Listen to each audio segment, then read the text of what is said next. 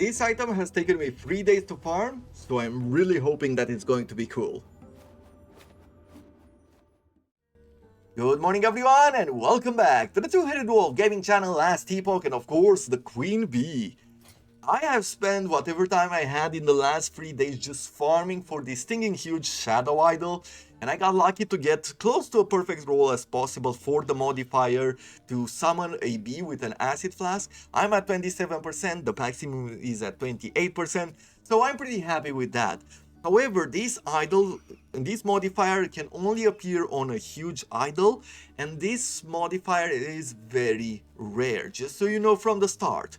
I'm sure some of you out there have gotten a lot more lucky, but if you didn't and you actually see this on a drop, put it somewhere in our stash. If you don't plan to use it, you can trade it off if you're playing in the trade league, and I'm sure it catches a pretty penny.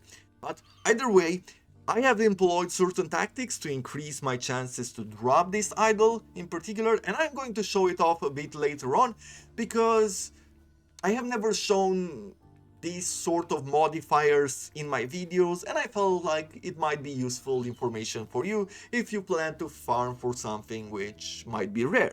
So with this in mind, what we're going to do today is basically we're going to run with the build as it is at the moment because I've gathered a few levels, and we're going to run a level 90 map. Then what I'm going to do is I'm going to start modifying it. I'm going to throw this huge idol in this configuration. We're going to try to replace some things here and there, probably replace some equipment as well, and then we're going to test it once more on a level 90 map.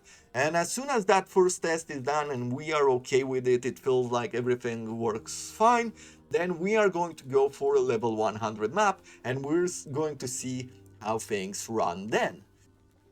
Let's first of all go through our passives, because I've gained quite a few levels since the last episode, and my first priority was to maximize anything which had to do with minions. Basically, maximum damage, increase critical strike chance and multiplier, investing at least 5 points here in Finestum, where our minions gain additional critical strike multipliers per 3% of uncapped critical strike avoidance. So anything which had to do with minions in general, I've maximized.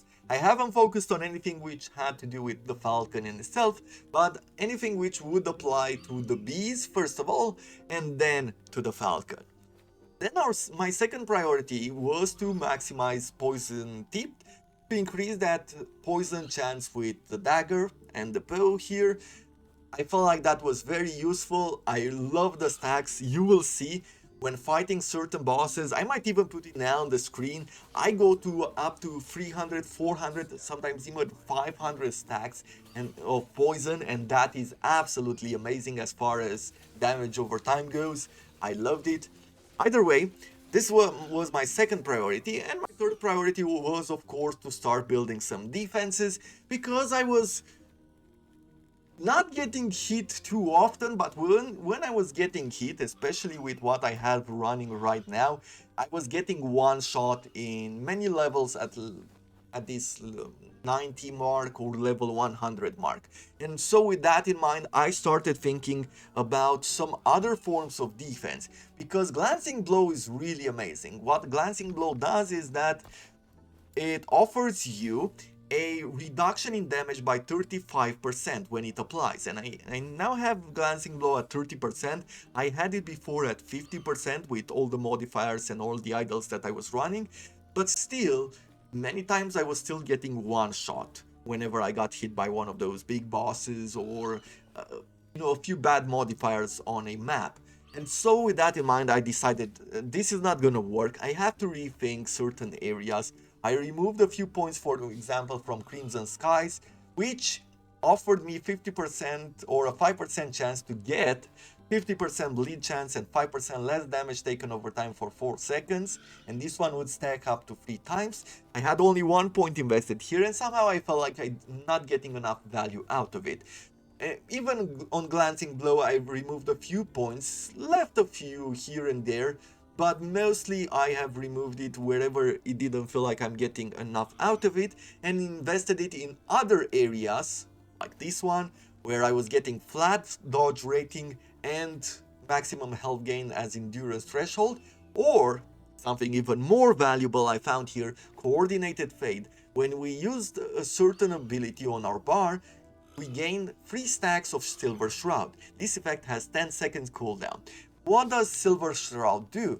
Well, we dodge the next hit we would receive and consume all stacks of Silver Shroud to gain 100 ward per stack. That is actually really cool. So if we get a lot of these stacks, or even if we get 3 stacks, we get an ensured dodge chance, and then also 300 ward, which helps us in survive a few more hits from surrounding enemies. And if you get lucky and you combine that with a glancing blow, you can actually receive multiple hits from multiple enemies. Having multiple layers of defense really works well, and thus I found more value in this one. And once I invested a bit more points in flat dodge and a few more points in whatever else would increase the health as well, then I'm probably going to go back to glancing blow to increase the chance. That is as far as passives go. As far as active goes, not a whole lot has changed, but one thing, and that's here in the decoy system. At the end of the last episode, I had these 2 extra decoys per summon, and I had the backup body, being able to summon 6 decoys in total. But somehow, I really wanted to get down here to acid fumes, where small explosions are replaced by acid flask detonation. The final explosion is replaced by 3 acid flasks ejected from the decoy. On fire now inflicts poison instead of ignite. And what this does, and my theory, if you don't remember it from the last episode, was that I would put down decoys, it would explode, summoning bees, and if the acid flasks have enough of a delay, like this 1 second delay, to drop right after the bees get summoned, then they would be getting the toxic coating from the hive mind. And it actually works like that. Just take a look at it. So I'm summoning now a bunch of decoys, they'll explode, summoning bees, and then the poison gets dropped, covering them in the toxic... what was it? Toxic coating? Toxic coating, and thus being able to throw a lot of poison on bosses especially. I mean, I'm even going to put it on the screen. You are going to see stacks there of 300, 400, 500 poison, and that is really amazing for damage over time. So this is what I have done here. There is a downside for it though, just so you know from the start. We shall see if we do something with it in the future.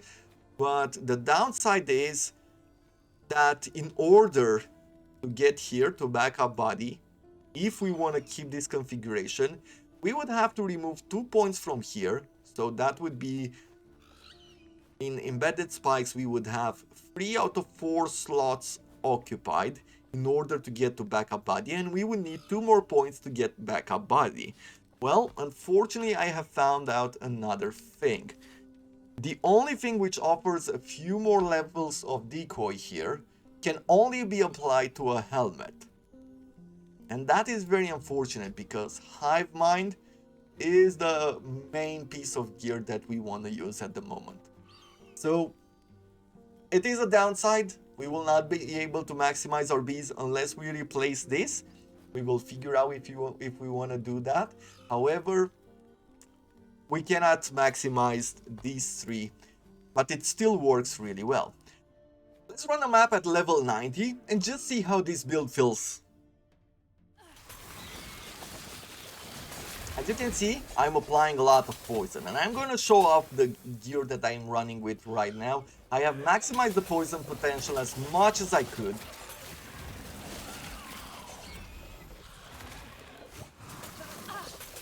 As you can see, those stacks go up like crazy, especially when we are jumping into the battle as well.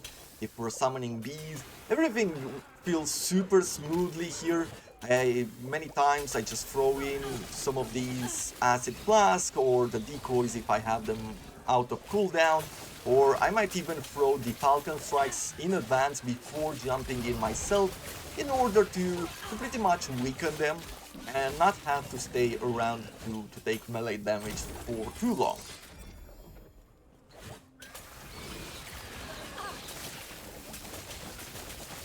Overall, if you just pause the video, you can see that I am getting to 200 stacks while summoning bees on some of these tankier enemies. So overall, it's working surprisingly well, the poison potential of this build. And I'm not even running close to the perfect gear. I haven't gotten super lucky with the drop or the crafting, unfortunately.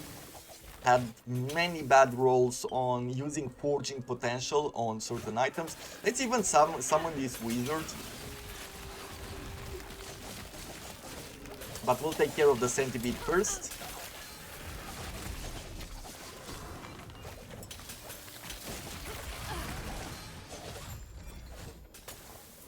Come on, bees. Let's take care of this guy. Look at those stacks. We are already at 500, and that's it. He is dead.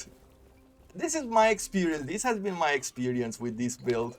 Working super amazing for what it does at the moment, but it does crash a bit, or it does feel squishy and not strong enough to take care of enemies at level 100, especially with some of the really bad modifiers, for example on damage.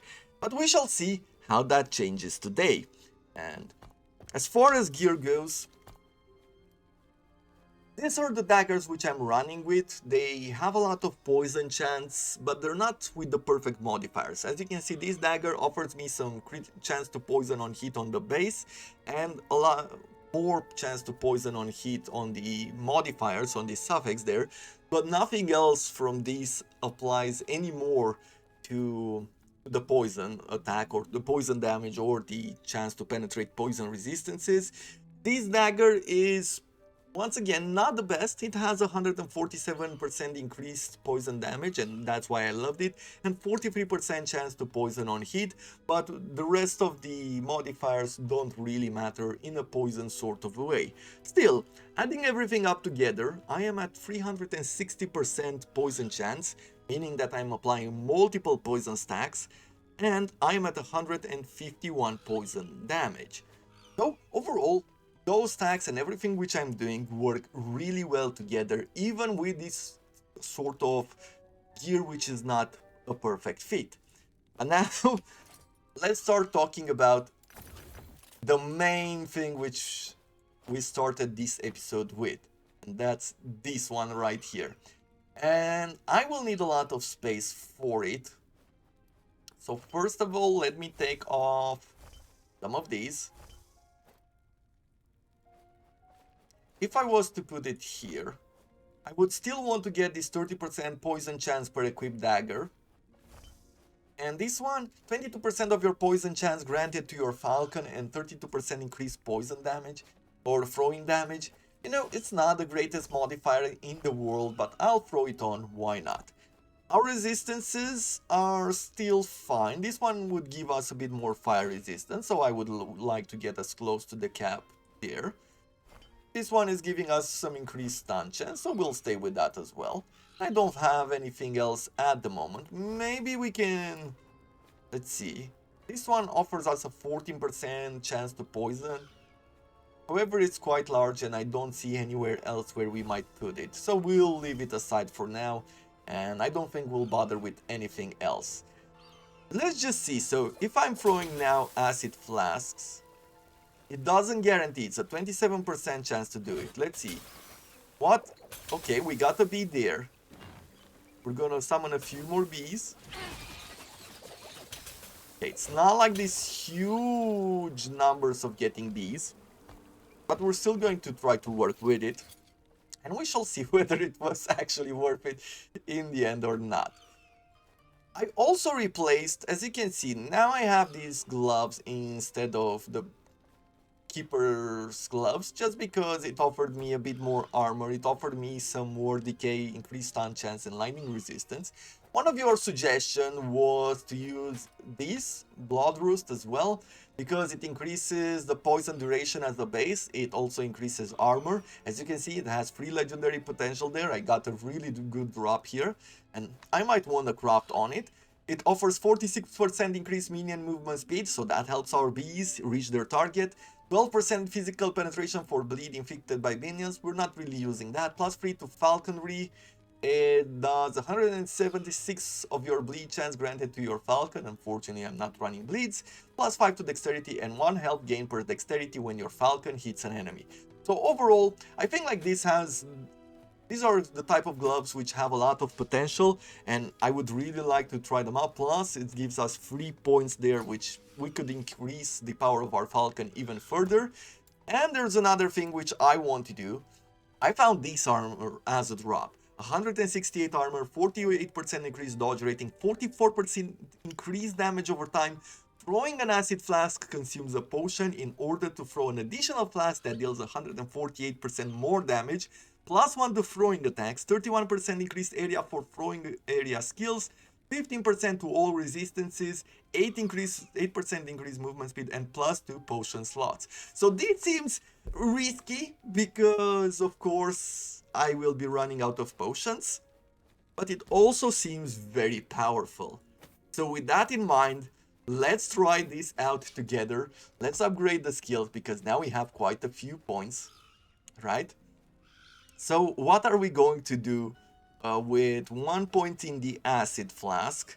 I guess more poison resistant shred is the way to go rather than anything else.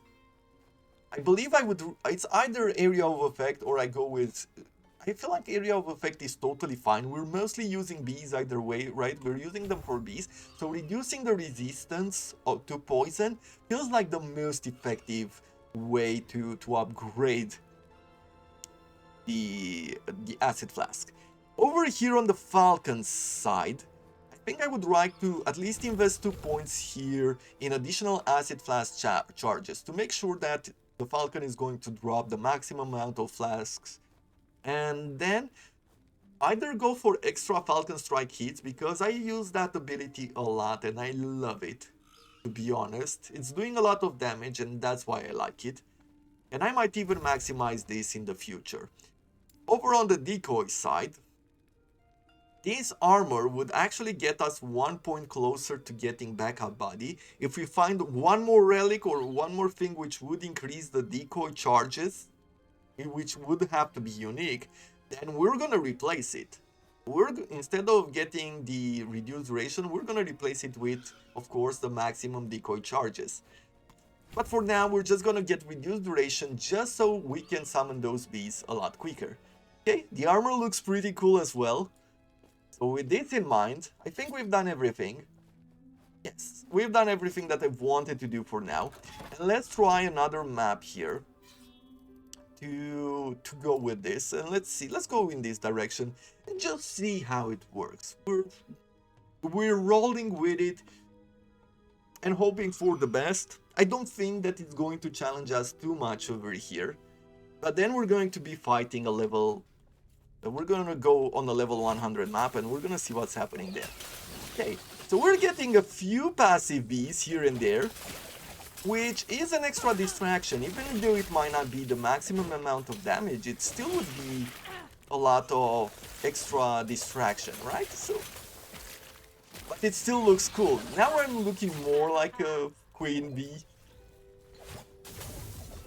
Let's go down the decoys and let's look at the stacks there.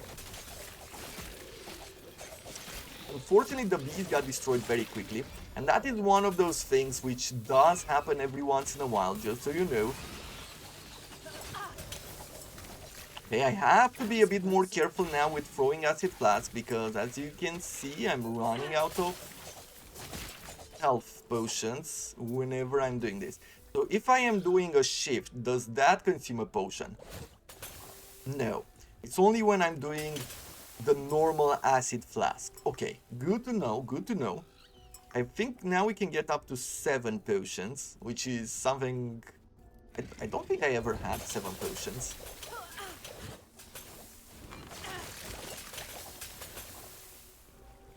Go, my minions!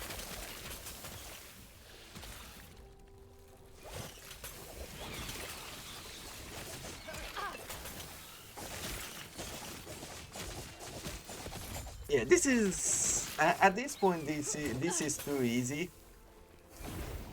So let's push to level 100 because that's where the real deal should be like, should be tested, right?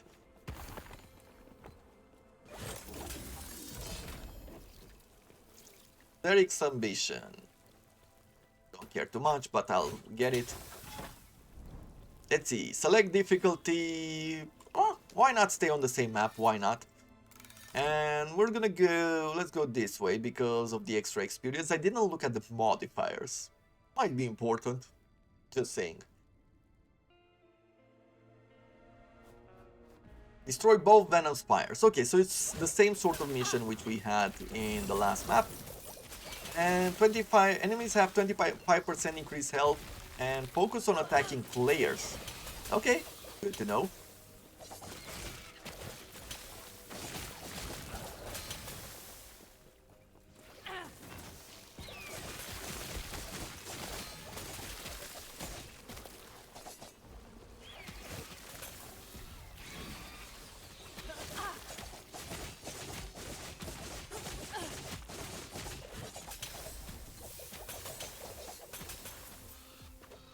Okay, I have to be careful because I'm not really seeing the what's my poison and what's their poison.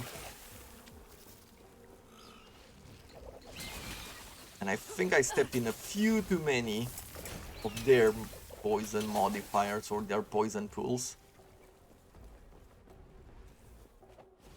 As you can see, as far as what we're concerned about, meaning DPS, we're doing really well. But there is a downside because I am feeling quite squishy here. Like in that situation there, I feel like many times we're going under health or close to the minimum amount of health possible before dying. And that doesn't make me too happy. And it's one of those experiences which I felt multiple times. Now this is a minion build, so the smartest thing would be to just sit behind and just summon the bees, and that should be about it. But somehow, I feel like getting up close and personal. There's one thing which I actually thought of. Since I am feeling quite squishy, let's try out one more idea before closing the episode. And I want to respec out of dual wielding and go with a bow and arrow. Now I wouldn't normally want to do this, especially as I am running at a very high poison chance, and I know that I'm doing a lot of damage to the enemies myself, but I want to stay at a range, and I feel like respecing out of certain parts of the shift ability, getting some passives back, might be valuable enough to go with this build instead of, you know, the dual wielding. But we shall see it in action. For now, I'm going to go with the bow and arrow, and as you can see, we dropped to about half the poison chance that I had before. I did go up in damage by another 30 or 40 points. It's not gonna make like this huge difference, the poison damage, because the poison chance applying those multiple stacks, especially with an attack as quick as Flurry, definitely makes a huge difference. Either way, we've dropped it that low not only because of the daggers, but also because of this idol, which offered me 30% poison chance per equipped dagger. But either way, we're gonna try to go with this at the moment, and we shall see what happens. As far as the shift ability goes, I already removed points which don't make sense anymore. For example, doing melee damage along the path, or some of these points where I got extra healing per dexterity. Whatever I didn't need, I removed the points from, so that we can invest in this Jade Quiver. Using shift grants you jade arrows. Using a bow attack consumes a jade arrow to have increased critical strike chance and a chance to poison enemies. So I like this idea. I would like to go in this direction with jade arrow damage over time increased by 25% at this moment. We could get up to 125%, although I don't know how much we would do that. Maybe with a bit of crafting to the gear to get extra shift levels. I wouldn't care about critical strike multipliers, so we're mostly going for Let's see, how many points would we get going forward? 3 more. I think I would invest maybe 1 more here to get 2 Jade Arrows and then increase the damage over time by 50%. I believe that that's the direction that I would go in. But who knows? We shall see in the future. For now, let's also get back some of the passive points. So anything which doesn't make sense anymore, I'll remove. For example, increased damage with one-handed weapons. This is not working for us anymore. We're gonna get the points back. What else do we have?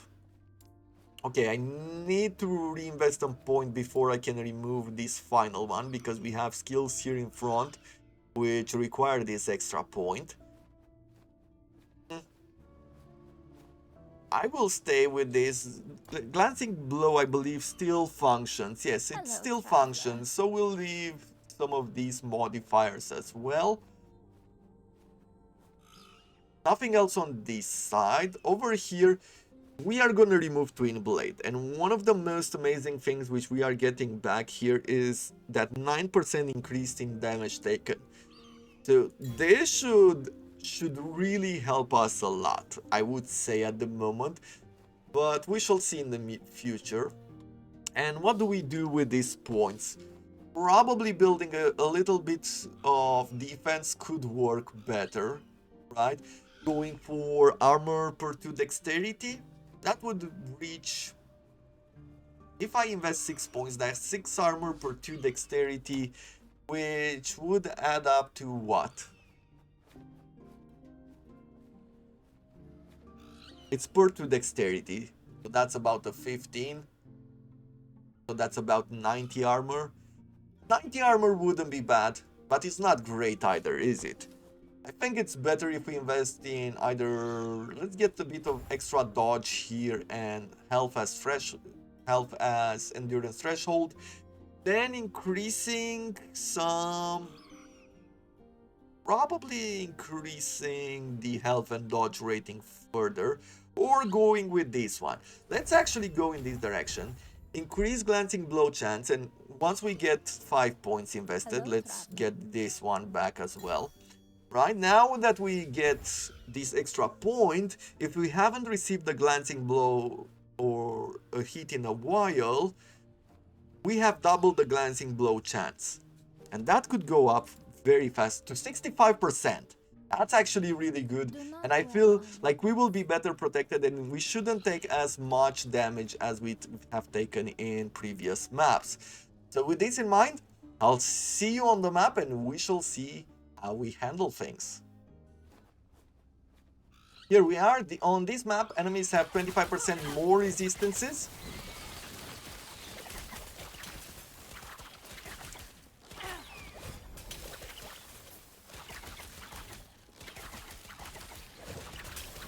Okay, so far so good. A demolition +1 to max traps. We could specialize in max traps as well. I've decided at some point that I'm not going to be specializing in ballistas just because of how much mana I am consuming with many of these attacks, and thus it doesn't feel as valuable anymore.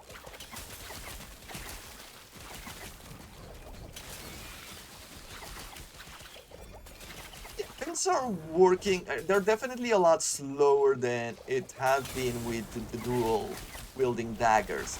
But I guess there's one thing which we have to consider there. It's basically the level of risk. Because right now, I am definitely running a lot more away from danger than before. And I'm not getting hit as often. I haven't seen any hits at the moment putting us in danger. Thus, the eagle can use... Ooh. The eagle can use health potions in order to get more throws with the acid flask. That is crazy. Okay, that is dangerous as well. Still, I am not necessarily unhappy with that.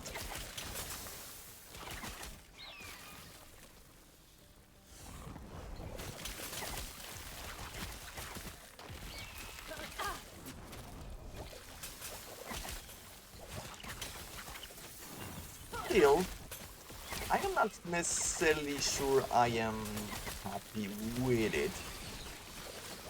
Because using all of these health potions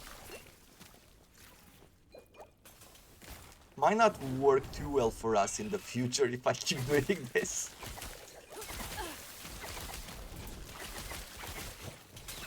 But it doesn't feel bad either. Somehow I don't feel in as much trouble as I thought I'd be feeling.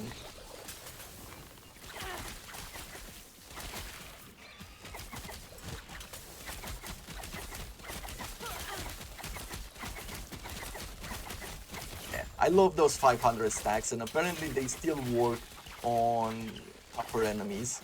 Like, I'm still getting them. Now, I don't have a level 100 boss farmed just yet, but what I do have is a lower level boss. And I think we're gonna try it on it, although it might not be as special. Yeah, I removed a point here by mistake.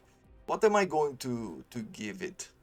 Attack speed, Flurry has, instead of this kinetic burst, we could make it channeled, but we would be using the mana for it, and I don't like that. We could get Adrenaline, which would increase our damage by 5% and attack speed by 5%. Or we could just get something like this. You have increased attack speed for each hit you have dealt with your previous flurry up to a maximum. Yeah, let's get 20% there to maximum attack speed. Over here, we're going to go with an additional Jade Arrow. Is it worth it to go? I don't think it is actually worth going on one of these maps and defeat the boss. But either way, we're just gonna have fun here for this final moment. I went back to dual daggers on this fight. Remember, this is not an empowered monolith, this is not a level 100 fight. But what I like to do here is that I like to distract him, basically throw bees on one of these tentacles and then fight on the other one. As you can see, I am doing a lot of damage. The bees have done a number on him already. And I'll throw a bunch of bees over there, then I am distracting his beam on that side so that we can focus on this one.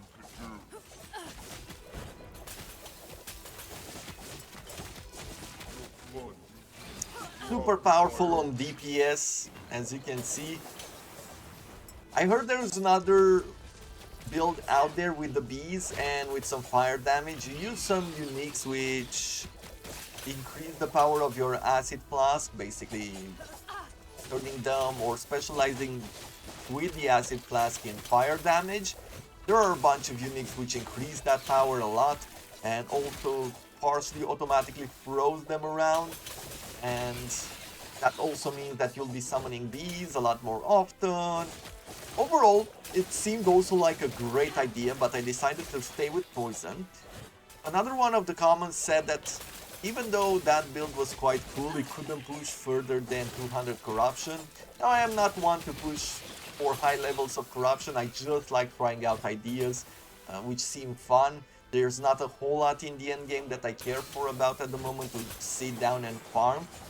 Well, except for that particular huge idol, which took me 3 days. But either way, it's on one of those builds which, if you are looking for efficiency and stuff like these super powerful builds, it probably is not in that area.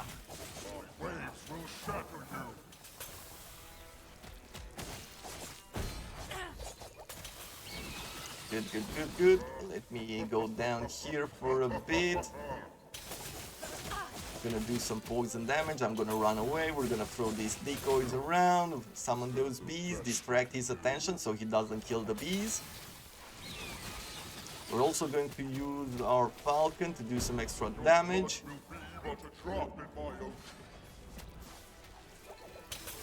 Good, the waves have stopped for a second. That allows us to summon the bees, do a lot of damage. I think we've got him. There we go. This wasn't at level 100, it wasn't an empowered monolith, but it pretty much goes the same way. However, you have to be um, a bit more careful and have to fight for a while longer. Do I want anything from this 19 word? Yeah, I guess we just get another point there. Anything good we got here? Nothing too crazy. A 100 sword. Well, I have this one already, but sure. Let's pick it up. You never know when we're gonna use it for another build. But that's gonna be it for this build. Let me just show you what tactics I've employed in order to get the huge idol. Now, one very easy tactic that you can go for is... Where is it? Where is it? It's down here, actually. Yes. So if you farm the full outcasts, one of the modifiers which you can get is 40% increase huge idol drop rate. So this is one way that you can get to farm whatever you might need. Like, just to go here, as you can see, for the fall of the outcast, which is the first column, first line, first column, you can see the different idols which you might want to drop. And thus, you can get the increased drop rate using those particular modifiers. So you'll run this map a couple of times until you get it, you pick it up, and thus when running maps, you'll have a higher chance to drop more. Now, the other thing that you can do, of course, is to use the Circle of Fortune. And you can use the prophecies here in order to roll a bunch of huge idols by completing certain missions. This is what actually made me drop the idol which I wanted. It still took me some time, but I'm sure I've increased my chances in a huge way. And there's one more thing that you can influence in order to make sure that you are dropping the prophecies that you would want. You go here to this vendor in the observatory, and we're just talking about this faction at the moment, the solo self-found idea. You go here to lenses, either regional or greater lenses, depending on what you're looking for, and you can see that you can buy some of these for favor, which would increase the chance to drop certain idols, for example, or certain items. And then you go here to your observatory, to your telescope, and if you go here to where we usually get idols, you can see that I've put in two of these lenses. This one increases the chance that whenever I re-roll one of these, I will be getting a huge idol roll. So if you buy one here, for example, then in the next one, okay, on this roll I didn't get one of these huge idols, but let's try another roll here. Grand idol, not on this one either. And there we go. We got another huge idol here. So this is what I've been doing. This is what I've been farming. You can pick like lenses, different lenses on each one of these, and you can pretty much farm for any type of gear which you want. Prophecies are quite powerful. Use them, try them out. It was a tactic which really worked for me, and in the end I got what I wanted. This is all that I'm going to do for the Queen Bee. At this moment it would definitely be, going forward, it would be about improving the defenses of this build. I would say if you feel too squishy, if you prefer a bow, go with the bow. I might even decide, in a sense, at some point I was thinking that maybe I would remove certain points from here and just try to get a few more modifiers on the bow, on trying to get like different ways to attack with flurry. It's a bit unfortunate that we don't have multi-shot. I think if we had multi-shot as a basic skill, this would have felt so much better using the bow, but maybe that would also be a bit overpowered if you could also do multi-arrows. But that's just me. In case you go with the fire damage, you might want to go here with Cinder Strike. Another thing which you might want to do is to go with explosive traps. And if you go with Instrument of Alchemist, you could get traps throw acid flasks. So that would be another way to pretty much get those extra throws, those extra bees. And there's also these. trap sprinkler. Whenever an explosive trap detonates, it has a chance to drop a fresh explosive trap at its location as long as there is an enemy within 6 meters.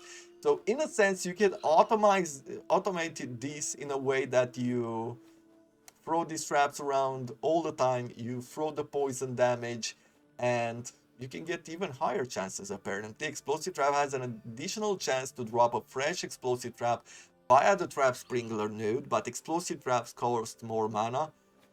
Even summon ballistas. Yeah, apparently you could do a whole lot of things with this one as well. I don't know. Do you want to see more? Do you want to see me like remove certain points from this one and actually go with minefield as well with the explosive traps and try to do this? If you do, let me know down in the comments below. But I think I've proven everything that I wanted with this build. I don't know what my next idea would be. I don't know exactly what I'll try out. I might even take a few days break from last Epoch just to check out some other games. But either way, we'll see. Let me know what you want to see going forward. Thank you very much for all the support that you have offered me so far, and I look forward to seeing you again tomorrow. Until then, I wish you all to have a wonderful day.